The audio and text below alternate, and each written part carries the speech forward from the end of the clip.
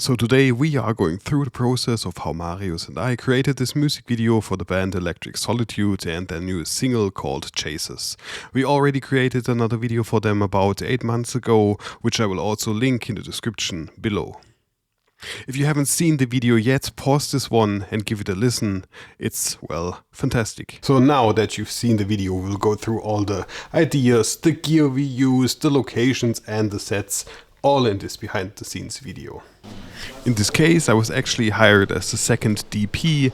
We were working with a 2-camera setup and Marius did most of the creative work up front. Most of the ideas came from him, but we had some small changes when we arrived on the set. Ideas clash and ideas develop, and in a lot of situations they get better the more like-minded people work on it. We use two Blackmagic Pocket 4Ks as our main cameras, together with Zeroy anamorphic lenses in 3 different focal lengths. Anamorphic lenses do not only make those wonderful flares in your image and capture everything in a different aspect ratio, which is more cinematic in the end, but they are much sharper than normal lenses. Then we had the edelkrone Chip 1 with us for a few special shots, as well as a dolly system for another few special shots. A fully rigged out DJI Ronin RS2 for most of the moving shots and close-ups. And as lights we used 3 different aperture lights, the 120D, the 300D, as well as the Aperture Nova P300C as our main light, all of them with different softboxes and modifiers. We also use 4 different tube lights. They are just perfect for putting anywhere in a location to highlight something or drench something into a specific color. The music video was originally set for a 2-day shooting, but due to heavy rain we had to rearrange some of the shots to another day, so in the end it was 3 days instead of 2, which is still pretty good timing wise. The first location, which was an old industrial facility outside of the city, consisted of 2 different setups in which we tried to shoot most of the scenes that repeated in the other locations as well. Set decoration and build-up took around 2.5 hours, setting up the lights, building the 2 sets, looking for different angles with the camera. The overall theme of this location was wind. The setup was decorated with some kind of plastic sheets that some of the crew rocked, which made it look like it's floating, watery, as well as simulating some kind of waves. We shot most of the waking up, dancing and coming together scenes over 4.5 hours, and here is of course some behind the scenes of it.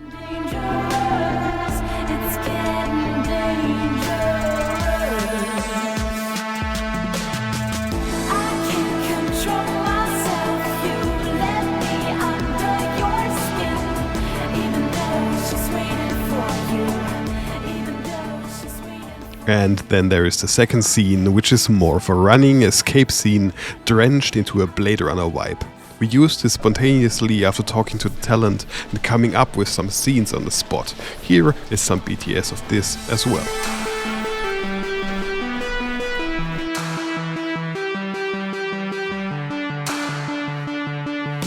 For day 2 we had planned something that none of us did before, an underwater shooting. We knew that it would get difficult, so we needed help and invited Philip Schwarz, another DP from our hometown, to actually take on the main role as DP here. He always wanted to do an underwater shooting. Well, yeah, he delivered.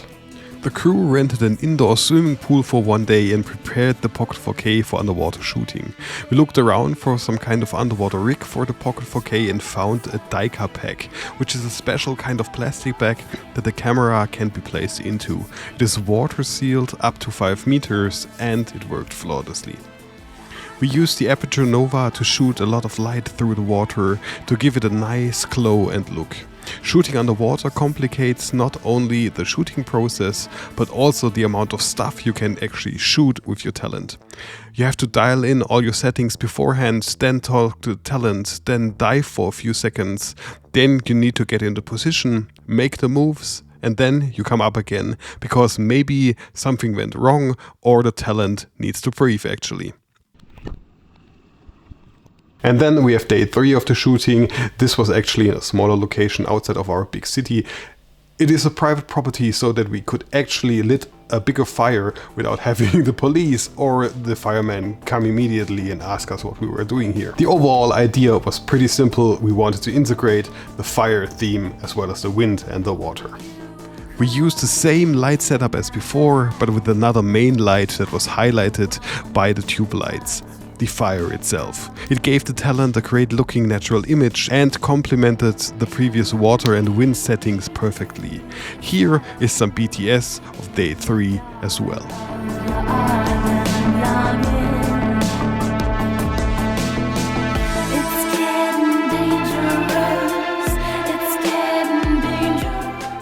Overall, this was a really enjoyable music video shooting. The talent itself was fantastic, the set and crew members worked together very nicely, and everyone was willing to compromise and do the best for the shot.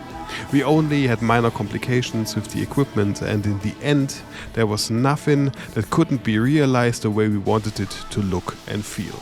And most importantly, the talent was happy with the music video in the end.